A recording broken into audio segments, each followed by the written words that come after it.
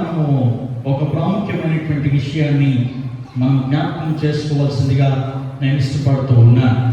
దేవుడు ఎవరిలో ఉంటాడు అన్నటువంటి ప్రశ్న నుండి ఒక విషయాన్ని మనం ఈ దినాన వాక్యాన్ని దేవుడిని మనం అర్థం చేసుకొని కొన్ని వెళ్ళడానికి ఇష్టపడదాం. దయచేసి సెల్ ఫోన్స్ ఎవరి దగ్గర ఉన్నట్లయితే మరి దాన్ని స్విచ్ ఆఫ్ కానీ సైలెంట్లో మోడ్లో కానీ పెట్టవలసిందిగా నేను మీకు జ్ఞాపకం చేస్తూ ఉన్నాను. ప్రియమైనటువంటి దేవుని సంగమా, ఇక్కడ మనం మొదటి కొరింథీయులకు రాసిన పత్రిక 13వ అధ్యాయంలో చూసినట్లయితే 13వ వచనం వరకు ప్రేమను గురించి చాలా స్పష్టంగా ఆయన సెలవిస్తూ ఉన్నాడు. ప్రేమను గురించి చాలా క్లియర్గా ఆయన మాట్లాడుతూ ఉన్నాడు. ప్రియమైనటువంటి దేవుని సంగమా, ఈ దినాన్ని నేను ఒక ప్రశ్న మీ ముందు ఉంచి ముందుకు వెళ్ళేటువంటి ప్రయత్నాలు చేయడానికి నేను ఇష్టపడుతూ ఉన్నాను. నా ప్రశ్న ఏంటి అంటే, దేవుడు ఎవరిలో ఉంటాడు, లేదంటే దేవుడు ఎవరి దగ్గర ఉంటాడు? ఎవరైనా సమాధానం చెప్పగలుగుతారా? దేవుడు ఎవరిలో ఉంటాడు? మీకు తెలిసి చెప్పండి. దేవుడు ఎవరిలో ఉంటాడు? ఆయన ప్రేమించే వారిలో ఉంటాడు. Very good. ఇంకా ఆయన మాటను అనుసరించే వారిలో ఇంకెవరు చెప్పగలుగుతారా? ప్రియమైనటువంటి దేవుడు ఎవరిలో ఉంటాడు అనేటువంటి విషయాన్ని ఈ దినాన నేను మీకు చాలా సూటిగా, చాలా స్పష్టంగా అర్థమయ్యేటువంటి విధానంలో చెప్పేటువంటి ప్రయత్నాన్ని నేను జ్ఞానం చేస్తాను. ప్రార్థించేటువంటి వారి దగ్గర దేవుడు ఉంటాడా? స్తుతించేటువంటి వారి దగ్గర దేవుడు ఉంటాడా? పరిచర్య కోసము పరిగెత్తేటువంటి వారి దగ్గర, వాక్యాన్ని బోధించేటువంటి వారి దగ్గర దేవుడు ఉంటాడా? ప్రియమైనటువంటి దేవుడారా, దేవుడు ఎవరి దగ్గర ఉంటాడయ్యా అంటే, ప్రార్థించే వారి దగ్గర దేవుడు ఉండడు, స్తుతించే వారి దగ్గర దేవుడు ఉండడు, వాక్యం కోసం పరిగెత్తేటువంటి వారి దగ్గర దేవుడు ఉండడు, పరిచర్య కోసం పరుగులు పెట్టేటువంటి వారి దగ్గర కూడా దేవుడు ఉండడు. మరి ఎవరి దగ్గర దేవుడు ఉంటాడు అని అంటే, మొదటిది ఇతరులను ప్రేమించే వారి దగ్గర దేవుడు ఉంటాడు. చెప్పండి, ఇతరులను ప్రేమించే వారి దగ్గర దేవుడు ఉంటాడు. మనం ఇంతకు చదివేటువంటి లేఖన భాగం ఒకసారి మనం తీసినట్లయితే అక్కడ చాలా స్పష్టంగా దేవుడు ఎవరి దగ్గర ఉంటాడనేటువంటి విషయాన్ని సెలవిస్తూ ఉన్నాడు. యోహాను రాసిన మొదటి పత్రిక 4వ అధ్యాయము, యోహాను రాసిన మొదటి పత్రిక 4వ అధ్యాయము 16వ వచనం నుండి మనం చదువుదాం. అక్కడ కొన్ని విషయాలు చెప్తూ ఉన్నాడు.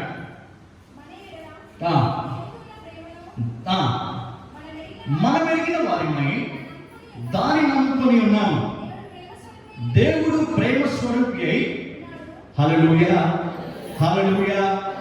దేవుడు ఎలాంటి వాడైనా, దేవుడు ఎలాంటి వాడైనా ప్రేమ స్వరూపి. మనం చదువుదాం, దాన్ని మనం చదువుదాం.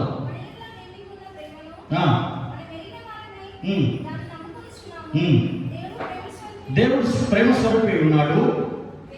ప్రేమ యందు నిలిచి ఉన్నవాడు దేవుని యందు నిలిచి ఉన్నాడు, దేవుడు వాని యందు నిలిచి ఉన్నాడు.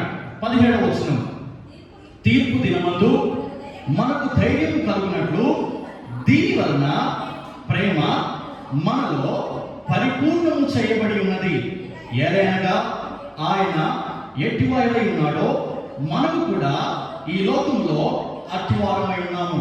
ప్రేమలో భయం ఉండదు, అంతేకాదు పరిపూర్ణ ప్రేమ భయమును వెలగొట్టును. భయము దండనతో కూడినది. భయపడువాడు ప్రేమ యందు పరిపూర్ణము చేయబడిన వాడు కాడు.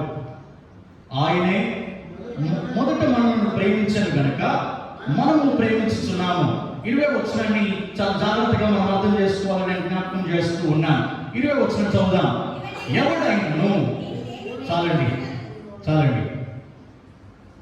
అక్కడ ఏకవచనం వాడుతున్నాడా, బహువచనం వాడుతున్నాడా? Singular plural? సింగులర్. ఏకవచనం వాడుతూ ఉన్నాడు. ఎవరైనను అనొచ్చు, కానీ ఎవరైనను అనట్లేదు యోహాను. ఆయన ఏమో రాస్తూ ఉన్నాడు, యోహాను అంటే ఎవడైనను అని రాస్తూ ఉన్నాడు. ఇప్పుడు చదువుదాం దాని కంటిన్యూషన్. మనం నేను దేవుణ్ణి ప్రేమించుచున్నానని చెప్పి తన సహోదరుని ద్వేషించిన ఎడల, చాలండి, హల్లెలూయా హల్లెలూయా హల్లెలూయా. కాబట్టి దేవుడు ఎవరి దగ్గర ఉంటాడయ్యా, దేవుడు ఎవరిలో ఉంటాడయ్యా అని అంటే, ప్రార్థించేటువంటి వారి దగ్గర దేవుడు ఉండడు, స్తుతించేటువంటి వారి దగ్గర దేవుడు ఉండడు, పరిచర్య కోసం పరిగెత్తేటువంటి వారి దగ్గర దేవుడు ఉండడు. దేవుడు ఎవరి దగ్గర ఉంటాడు అని అంటే, ఇతరులను ప్రేమించగలిగినటువంటి మనస్సు ఉన్నటువంటి వారి దగ్గర మాత్రమే దేవుడు ఉంటాడు. అందుకే యోహాను రాస్తూ అంటాడు, ఎవడైనను నేను దేవుణ్ణి ప్రేమిస్తున్నానని చెప్పి తన సహోదరుని ద్వేషించిన అందుకే దావీదు అంటాడు, దావీదు కీర్తన గ్రంథంలో అంటాడు ఆయన, అబద్ధములాడు కడుగులు ఆయనకు హేయములను సెలవిస్తూ ఉన్నాడు. ప్రియమైనటువంటి దేవుని బిడ్డలారా, ఇప్పుడు అదే విషయాన్ని మనం కంటిన్యూషన్ చదివినట్లయితే అక్కడ ఇంకా దాని గురించినటువంటి క్లారిఫికేషన్ యోహాను మనకి ఇస్తూ ఉన్నాడు. 20 వచనం మనం చదువుదాం. తన సహోదరుని ద్వేషించిన ఎడల అతడు అబద్ధికుడు అగును, తాను చూచిన తన సహోదరుని ప్రేమింపని వాడు తాను చూడని దేవుణ్ణి ప్రేమింపలేడు. హల్లెలూయా, హల్లెలూయా.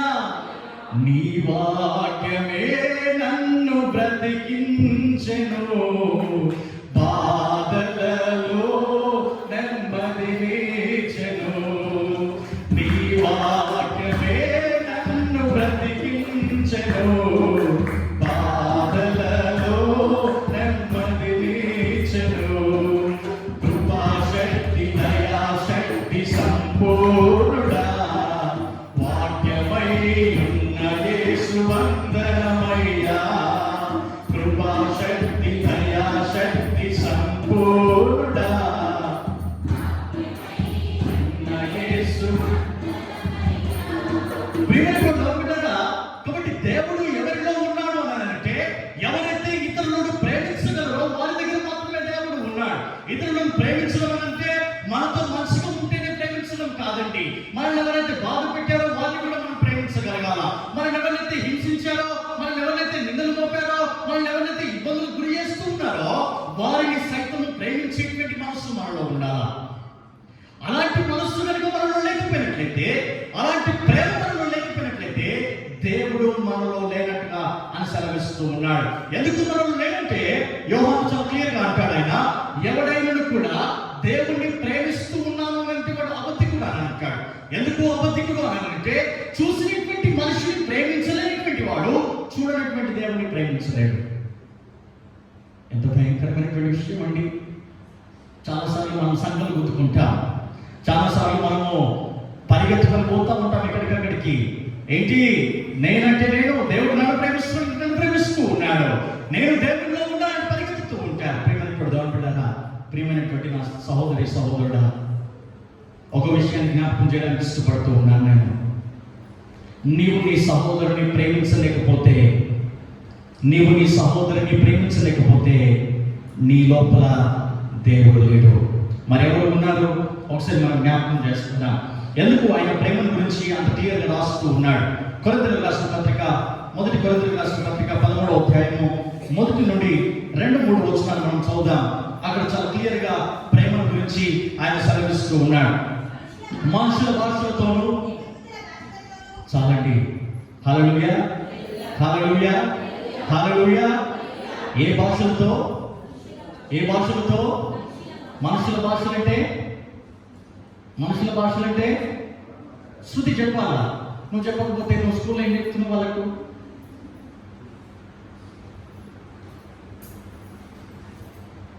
మనుషుల భాషలుగా ఈ ప్రపంచంలో ఎన్ని భాషలైతే ఉన్నాయో అన్ని భాషలతో నీవు మాట్లాడినా కూడా, రెండవది అంటాడు దేవదూతల భాషలతో మాట్లాడినను.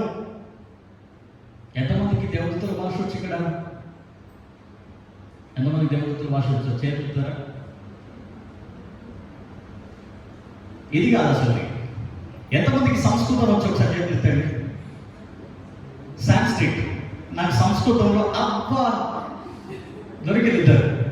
నాకు సాంస్క్రిట్లో నేను ఇంటర్ చదివేటప్పుడు నాకు 85 మార్కులు వచ్చినాయి. అంటే మీరు మాట్లాడే సంస్కృతి కాదు అది, నేను నేర్చుకున్న సంస్కృతి అది. ప్రియమైనటువంటి గవర్నమెంట్, అందుకే పౌలు చాలా క్లియర్గా కొరింథీయులతో అంటాడు, మీరు మనుషుల భాషలతో మాట్లాడినప్పటికీ, దేవదూతలు దేవునితో మాట్లాడేటువంటి భాషలతో మాట్లాడినప్పటికీ, అంటే దేవదూతల భాషలు అనగా ఎప్పుడైతే నిజంగా మనం పరిశుద్ధాత్మలో బాప్తిస్మం పొందుతామో, ఎప్పుడైతే మనం పరిశుద్ధాత్మలో ఎదుగుతూ ఉంటామో, ఎప్పుడైతే మన జీవితంలో పరిశుద్ధాత్మను కలిగి మన లోపల ఉన్నటువంటి అంతఃపురుషుడు ప్రతిదినము పరిశుద్ధపరచబడుతూ ఉంటాడో, అప్పుడు బైబిల్ భాష వాళ్ళలోనికి వస్తుంది. అందుకే కొంతమంది మాట్లాడుతూ ప్రార్థన చేస్తూ అంటారు, షాకారి బంగారా. ఏంటది? వినేటువంటి వాళ్ళకి ఎవరికి అర్థం కాదు, కానీ మాట్లాడేటువంటి వాళ్ళకి దానికి ఉన్నటువంటి అర్థం కూడా తెలిసి ఉండాలని సెలవిస్తూ ఉన్నాడు. ప్రియమైనటువంటి దేవుని బిడ్డలారా, అదే మొదటికి వచ్చిన మనం చదివినట్లయితే అంటాడు ఆయన, మనుషుల భాషలతోనూ దేవదూతల భాషలతోనూ నేను మాట్లాడినను ప్రేమ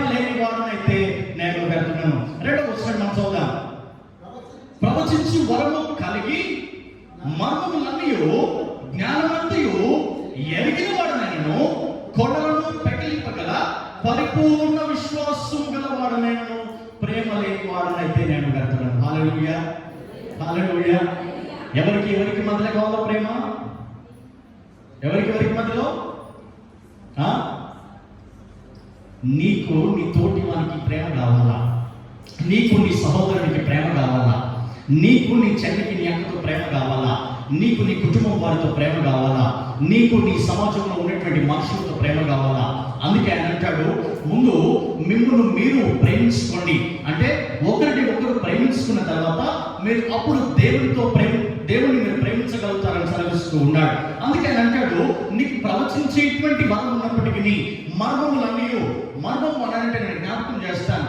మొన్నటి దినం అనుకుంటాను, బహుశా నిన్నటి దినం నేను ఎవరితో మాట్లాడుతూ అన్నాను. నేను ఒక స్పీకర్ గురించి మాట్లాడుతుంటే అన్నాను, ఈ స్పీకర్ నాకు బాగా ఇష్టమైనటువంటి వాడు అని అన్నాను. ఎందుకు అన్నానంటే నేను చెప్పాను, ఈయన బైబిల్లో ఉన్నటువంటి మర్మాలను, బైబిల్లో ఉన్నటువంటి హిస్టరీని ఆయన చాలా జాగ్రత్తగా, చాలా క్షుణ్ణంగా బోధించి చెప్తాడని చదివించాను. ప్రియమైనటువంటి దేవుని బిడ్డలారా, నీకు అంత జ్ఞానం ఉన్నప్పటికీ కూడా నీ సహోదరుని ప్రేమించలేకపోతే నీకు ఉన్నటువంటి అంతా కూడా వ్యర్థమని సెలవిస్తూ ఉన్నాడు. 3వ వచనాన్ని మనం జ్ఞాపకం చేసుకుందాం. బీదల పోషణ కొరకు నా ఆస్తి అంతా ఇచ్చి నన్ను కాల్చబడుటకు నా శరీరము అప్పగించినను ప్రేమ లేని వాడనైతే నాకు ప్రయోజనం లేదు. హల్లెలూయా, హల్లెలూయా, హల్లెలూయా. ఇప్పుడు చెప్పండి, దేవుడు ఎవరిలో ఉన్నాడు? ఎవరిలో ఉండేటువంటి దేవుడైనా?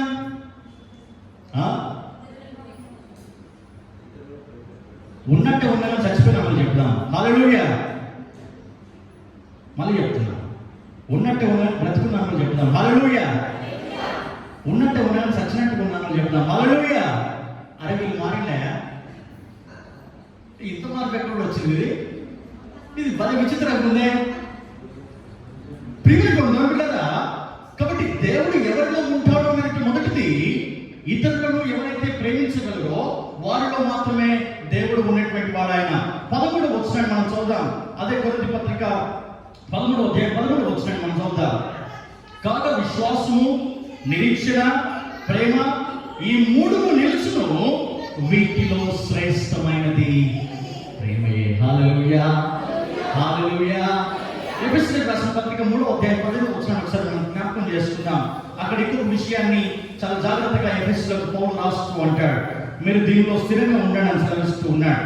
చూడండి ఒకసారి ఎఫెసీయులకు రాసిన పత్రిక 3వ అధ్యాయము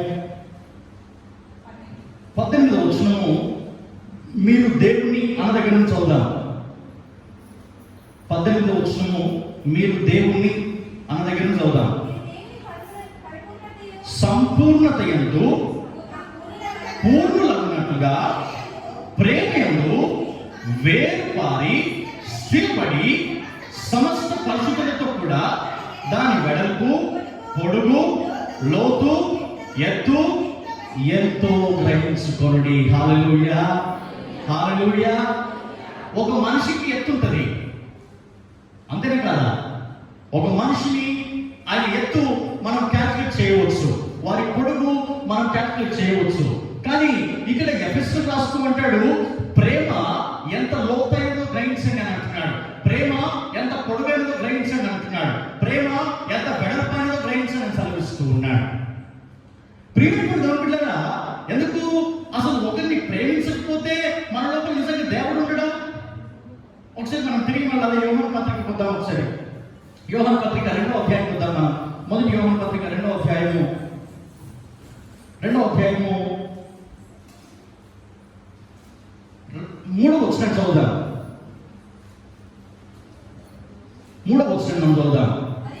మరియు మనం ఆయన ఆజ్ఞలను గైకొనిన ఎడల దేని వలన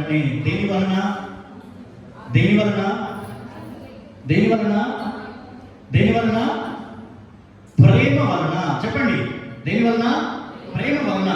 దీని వలననే ఆయనను ఎరిగి ఉన్నామని తెలుసుకుందాము. హల్లెలూయా, హల్లెలూయా.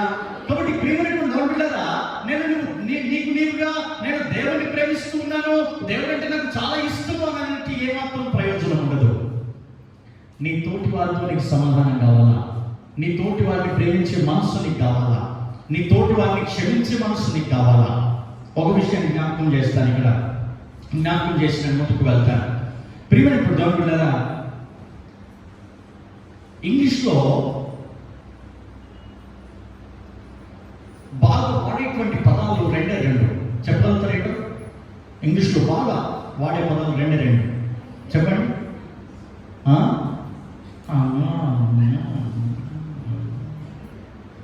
పొద్దున్న తినొచ్చినట్టున్నావు. Thank you, sorry. ప్రియమైన దేవుడులారా, సారీ అన్నట్టు దాని అర్థం ఏంటంటే, జరిగినటువంటి సందర్భాన్ని బట్టి, జరిగినటువంటి పరిస్థితిని బట్టి ఎవరైనా నీకు క్షమించమని క్షమాపణ కనుక నీకు అడిగినట్లయితే దానిని పరిపూర్ణంగా నీ మనసులో నుండి తీసివేసుకోవాలా, నీ మనసులో నుండి తీసివేసుకోవాలా. అందుకే యెషయా గ్రంథంలో ఆయన అంటాడు, ఎవరైతే వారి పాపములను వారు ఒప్పుకున్నారో నేను వారిని క్షమించి వారి పాపములను నా వీపు వెనక వైపునకు నేను పారవేసిదని అని అంటాడు. అయ్యా ఎక్కడ పారవేసామని యెషయా అడిగితే ఆయన అంటాడు, నేను సముద్ర గర్భంలో దానిని పాతి పెట్టి తిని సెలవిస్తూ ఉన్నాడు. తిరిగి మళ్ళీ ఆయన వెనక్కి తిరిగి చూసుకునేటువంటి దేవుడు కాదు ఆయన, ఆయన ముందుకు మాత్రమే చూసేటువంటి దేవుడు ఆయన.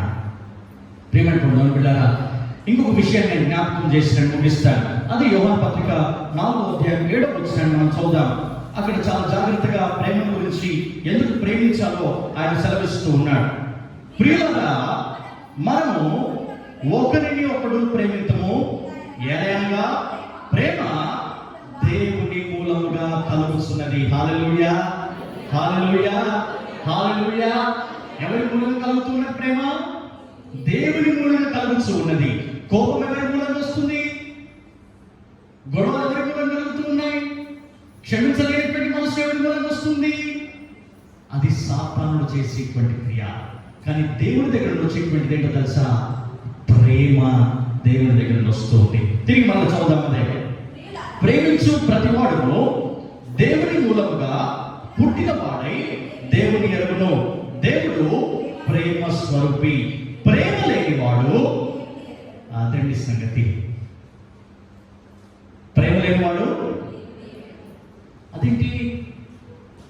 ప్రార్థించిన కదా, స్తుతియాత్మ చేసిన కదా, వాక్యం చెప్పిన కదా, పరిచయం కోసం పరిగెత్తుకుని వెళ్ళాం కదా. ఒక మనిషిని నేను ప్రేమించలేకపోతే దేవుడు నా దగ్గర ఉండడా అని అంటాడు. ప్రేమ లేనివాడు దేవునిలో లేనిటువంటి వాడు. చివరి విషయాన్ని ఒకటి జ్ఞాపకం చేస్తాను ప్రేమ గురించి.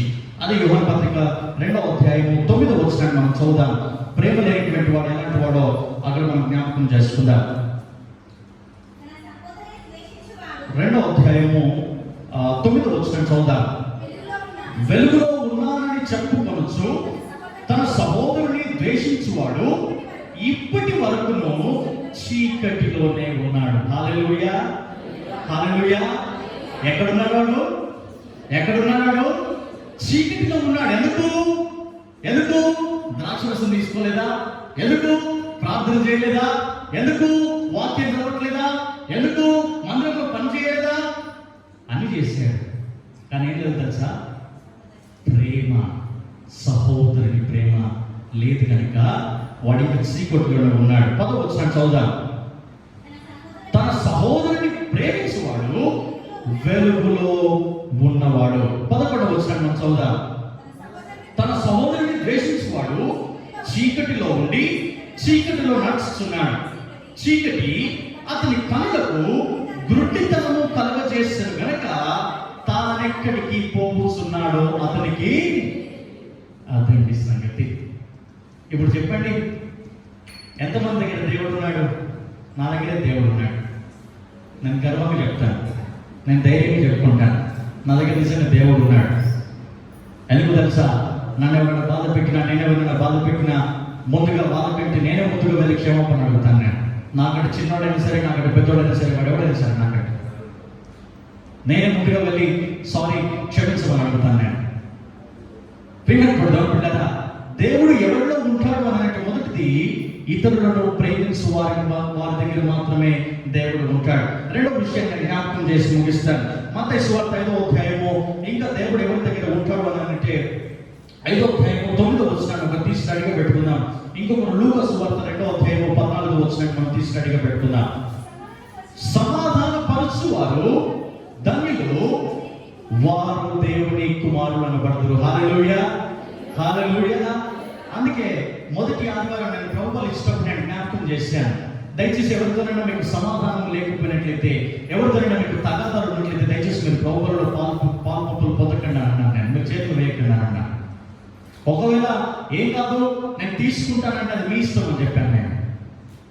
ప్రియమైనటువంటి దేవుని బిడ్డలారా, రెండవది ఎవరి దగ్గర దేవుడు ఉంటాడు, ఎవరిలో దేవుడు ఉంటాడు అంటే ఎవరైతే సమాధాన పడతారో, ఎవరైతే ఇతరులను సమాధాన పరుస్తారో వారి దగ్గర మాత్రమే దేవుడు ఉంటాడు. గొడవ పెట్టేటువంటి వాళ్ళ దగ్గర దేవుడు ఉన్నాడు. బుడగం మాటలు మాట్లాడడం దగ్గర దేవుడు ఉన్నాడు. చిచ్చు పెట్టేటువంటి వాళ్ళ దగ్గర దేవుడు ఉన్నాడు. కుయుక్తి బుద్ధి కలిగినటువంటి వాళ్ళ దగ్గర దేవుడు ఉన్నాడు. నక్క తెగ చూపించేటువంటి వాళ్ళ దగ్గర దేవుడు ఉన్నాడు. ఎవరి దగ్గర ఉంటాడు తెలుసా?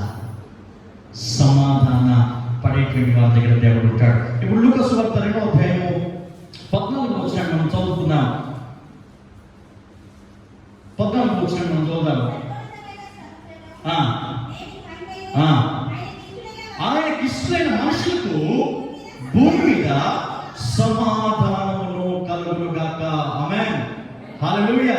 ప్రియమైనటువంటి దేవుని బిడ్డలారా, దేవుని యొక్క వాక్యాన్ని నేను ముగించడానికి ఇష్టపడుతూ ఉన్నాను. ప్రియమైనటువంటి దేవుని సంఘమా, నువ్వు 30 సంవత్సరాలుగా, 20 సంవత్సరాలుగా, 15 సంవత్సరాలుగా నీవు పుట్టుకతోనే క్రైస్తవుడైనంత మాత్రాన ఏమాత్రం ప్రయోజనం లేదు. నీవు ప్రార్థిస్తే ఏమాత్రం ప్రయోజనం ఉండదు. నీవు స్తుతిస్తే ఏమాత్రం ప్రయోజనం ఉండదు. నీవు వాక్యాన్ని బోధించగలిగితే ఏమాత్రం ప్రయోజనం ఉండదు. నీవు పరిచయం కోసం పరిగెత్తుకొని వెళ్తే ఏమాత్రం ప్రయోజనం ఉండదు. ఎందుకో తెలుసా? నీ సహోదరుని నువ్వు ప్రేమించలేకపోతే నీలో దేవుడు లేడు. రెండవది, నీవు ఇతరులతో సమాధానం పడే మనస్సు లేకపోతే నీతో దేవుడు లేడు. ఒక విషయాన్ని నేను జ్ఞాపకం చేసి ముగిస్తాను. యోహాను సువార్త 17వ అధ్యాయము చాలా ఫాస్ట్గా మనం దాన్ని బహుశా మొదటి ఆదివారము దాన్ని మనం జ్ఞాపకం చేసుకున్నట్టున్నాం. దాన్ని తిరిగి మళ్ళీ మనం జ్ఞాపకం చేసుకొని ముందుకు వెళ్దాం. యోహాను సువార్త 17వ అధ్యాయము మొదటి వచనం మనం చదువుదాం. యేసు ఈ మాటలు చెప్పి ఆకాశం వైపు కన్నులెత్తి చూచి ఇట్లా ఏమని అంటున్నాడు ఆయన? ఇప్పుడు మనం తిరిగి మళ్ళీ 9వ వచనం మనం చదువుదాం. నేను వారి కొరకు ప్రార్థన చేయించున్నాను, లోకం కొరకు ప్రార్థన చేయట్లేదు. హల్లెలూయా, హల్లెలూయా. పోయిన వాళ్ళని జ్ఞాపకం చేశారు కదా, దేవుడు ఎవరి కోసం ప్రార్థన చేస్తూ ఉన్నాడు? ఎవరి కోసం ప్రార్థన చేస్తూ ఉన్నాడు? ఎవరైతే యేసుక్రీస్తు నా సొంత రక్షకుడని ఆయన అంగీకరించారో దేవుడు వారి కొరకు ప్రార్థన చేస్తూ ఉన్నాడు. ఇప్పుడు అలాంటి వారి గురించి కొంతమంది ముందుకు వెళ్ళి ఆలోచన చేస్తే అంటాడు ఆయన, ఇదిగో నేను నా సహోదరుని ద్వేషిస్తూ ఉన్నానని చెప్తే వాడు వెలుగులో లేనట్టు అని అంటున్నాడు. వాడు వెలుగులో నడుచుకోకుండా వాడు చీకటిలో ఉన్నటువంటి వాడు అని అంటాడు. అందుకే ఎఫెసీయులకు రాస్తూ పౌలు అంటాడు, ఇదిగో చీకటికి వెలుగుకు పొత్తు లేదని అంటాడు. వెలుగు దేవుడి ద్వారా కలిగినటువంటిది, చీకటి దుష్టుడితో ఉన్నటువంటిది అది. కాబట్టి ఎవరైతే ప్రేమించలేరో వారు చీకటిలో ఉన్నట్టుగా, ఎవరైతే సమాధాన పడలేరో వారు వెలుగులో ఉండడానికి బదులుగా వారు చీకటిలో ఉన్నారంట అర్థం. కాబట్టి దేవుడు ఎవరి కోసం ప్రార్థన చేస్తూ ఉన్నాడంటే, ఎవరైతే వెలుగులో ఉన్నారో వారి కోసం దేవుడు ప్రార్థన చేస్తూ ఉన్నాడు. ఎవరికి ప్రార్థన చేస్తూ ఉన్నాడు? ఆయన తండ్రి అయినటువంటి యెహోవా దేవునికి ప్రార్థన చేస్తూ ఉన్నాడు. చూడండి, ఎవరికి ప్రార్థన చేస్తూ ఉన్నాడు ఆయన? నేను వారి కొరకు ప్రార్థన చేస్తున్నాను, లోకం కొరకు ప్రార్థన చేయట్లేదు. నీవు నాకు అనుగ్రహించి ఉన్నవారు నీ వారైనందున వారి కొరకే ప్రార్థన చేయించున్నాను. 11వ వచనం మనం చదువుదాం. అక్కడ 2వ భాగంలో అంటాడు ఆయన, పరిశుద్ధమైన తండ్రి, మనము ఏకమై ఉన్నలాగున వారు ఏకమై ఉన్నట్లు నీవు నాకు అనుగ్రహించిన నీ నామమందు వారి కొరకు నేను ప్రార్థన చేస్తూ ఉన్నాను. 15వ వచనంలో ఆయన అంటాడు, నీవు లోకంలో నుండి వారిని తీసుకొని పోమని నేను ప్రార్థించలేదు కానీ దుష్టుల నుండి వారిని కాపాడమని నేను ప్రార్థన చేస్తూ ఉన్నాను. ఎవరి జీవితంలో దుష్టుడు ఉంటాడో వాడి జీవితంలో ప్రేమ ఉండదు. ఎవరి జీవితంలో దుష్టుడు ఉంటాడో, దుష్టుడి క్రియలు ఉంటాయో, వాడు ఇతరులతో సమాధాన పడలేనటువంటి వాడు. అందుకే ఆయన అంటాడు చాలా క్లియర్గా, ప్రభువా నేను వారిని లోకంలో నుండి తీసుకుని పోమని ప్రార్థన చేస్తున్నాను, కానీ నేను దేనికోసం ప్రార్థన చేస్తున్నానంటే దుష్టుని నుండి దూరపరచమని నేను ప్రార్థన చేస్తూ ఉన్నాను అంటాడు. ప్రియమైనటువంటి దేవుని బిడ్డలారా, ఎందుకు ఒకసారి మనం 21వ వచనాన్ని మనం జ్ఞాపకం చేసుకుందాం. 21వ వచనము 2వ భాగాన్ని మనం జ్ఞాపకం చేసుకుందాం. ఏకమై ఉండవలనని వారి కొరకు మాత్రము నేను ప్రార్థించలేదు. వారి వాక్యం వలన నా యందు విశ్వాసం ఉంచు వారందరూ ఏకమై ఉండవలనని వారి కొరకు నేను ప్రార్థన చేస్తూ ఉన్నాను. ఒక విషయాన్ని మనం జ్ఞాపకం చేసుకుందాం. మొదటి యోహాను పత్రిక 1వ అధ్యాయము 3వ వచనాన్ని మనం జ్ఞాపకం చేసుకుందాం. అక్కడ ఎందుకు సమాధాన పడాలో ఆయన జ్ఞాపకం చేస్తూ ఉన్నాడు. ఈ విషయాన్ని మనం చూసుకొని ముగించుకుందాం.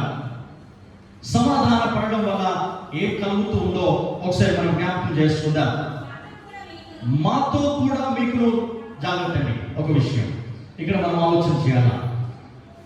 మాతో కూడా అన్న మాటలు ఉపయోగిస్తూ ఉన్నాడు. మీకును అని అంటాడు. ఇప్పుడు మళ్ళీ మనం చదువుదాం. మాతో కూడా మీకును సహవాసం కలుగునట్లు మేము చూసిన దానిని వినిన దానిని చాలండి. యోహాను చాలా జాగ్రత్తగా రాస్తూ ఉన్నాడు. మాతో కూడా అని అన్నాడు. అంటే ఎవరితో కూడా? మా అంటే దేవుని పరిచయం చేసేవాళ్ళు, పరిశుద్ధులైనటువంటి వారు మీకును అని అంటాడు. అంటే దేవుని ప్రజల గురించి ఆయన రాస్తూ ఉన్నాడు. ఏమంటున్నాడు ఆయన? మాతో కూడా మీకును సహవాసం కలుగునట్లు మేము చూసిన దానిని విన్న దానిని మీకును తెలియజేస్తున్నాము. మన సహవాసం అయితే తండ్రితో కూడాను ఆయన కుమారుడైన యేసుక్రీస్తుతో కూడాను ఉన్నది. సమాధానము ఎందుకు కావాలి మనిషి జీవితంలో అంటే, సమాధాన పడుట ద్వారా నీ జీవితంలో సహవాసము కలిగి జీవించడానికి వీలవుతుంది. సహవాసము లేనివాడు ఆయనతో ఉన్నటువంటి వాడు కాదు. ప్రియమైనటువంటి దేవునిలారా, సహవాసము లేకపోతే నీకు దేవునితో సహవాసము లేకపోతే నీకు దుష్టునితో సహవాసం ఉందని. సహవాసము ఎందుకు కావాలయ్యా? సహవాసము ఎలా మనకు కలుగుతూ ఉంది అంటే, సమాధాన పడుట ద్వారా సహవాసము మనకు కలుగుతూ ఉంది. చివరి విషయాన్ని ఒకటి మనం జ్ఞాపకం చేసుకుందాం. మొదటి కొరింథీయులకు రాసిన పత్రిక 1వ అధ్యాయము 9వ వచనంలో ఒక విషయాన్ని జ్ఞాపకం చేస్తూ ఉన్నాడు ఆయన.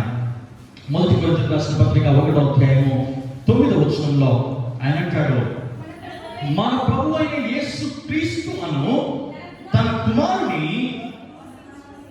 చదవండి మళ్ళీ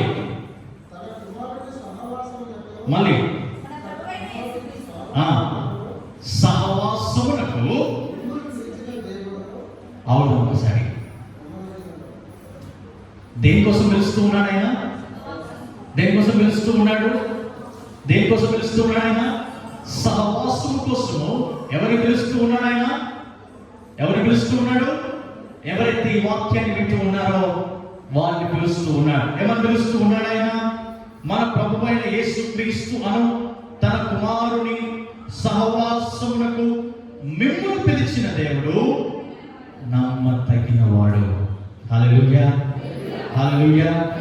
ప్రియమైన పిల్లరా, దేవుని యొక్క లేఖన భాగాన్ని ముగించడానికి ఇష్టపడుతూ ఉన్నా. నీ జీవితంలో ఇతరులను ప్రేమించలేకపోతే, నీ జీవితంలో ఇతరులతో సమాధాన పడలేకపోతే దేవుడు నీ లోపల లేడు. దైవం నీ లోపల ఉంది. దుష్టుని కార్యం నీ జీవితంలో జరుగుతూ ఉంది. దేవుని నీవు ప్రేమిస్తూ ఉన్నావని అంటే నీవు మనుషులను కూడా ప్రేమించాలా. నీవు మనుషులను ప్రేమించలేకపోతే, మనుషులను చూసి ఓర్చుకోలేకపోతే దేవుడు నీ లోపల లేడు. ఎవడున్నాడు? దుష్టుడు నీ లోపల ఉన్నాడు. ప్రియమైన పిల్లరా, రెండవది సమాధానము మనిషికి కావాలా? ఎందుకు మనిషికి సమాధానం కావాలి అని అంటే, ఏ మనిషి అయితే సమాధాన పడతాడో వారు మాత్రమే సహవాసానికి పిలువబడుతూ ఉన్నారు. హల్లెలూయా. ప్రియమైన పిల్లరా, సమాధానం లేనివాడు లేదంటే సమాధానం పడలేటువంటి వాడు సహవాసములో లేనివాడు దేవునితో లేనివాడు.